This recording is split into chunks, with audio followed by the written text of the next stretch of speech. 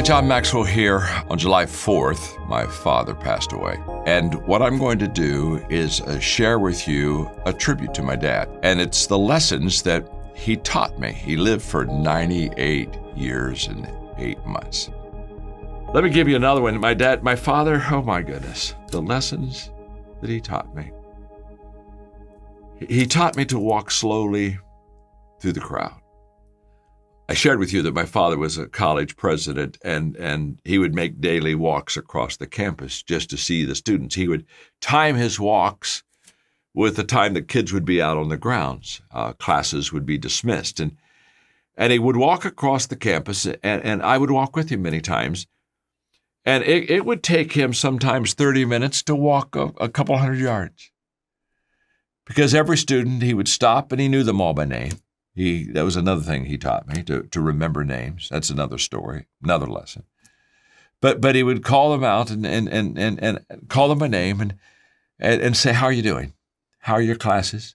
Are we helping you? Is there something you need me to do to help you?" And just he would offer his hand to help them. He would sometimes stop and pray with them.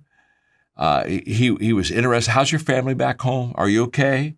And they in fact, when the reason he walked slowly through the crowds is because whenever he was with people, they looked at him waiting to see if he'd come by them, because they knew they were going to get a dose of encouragement in their life.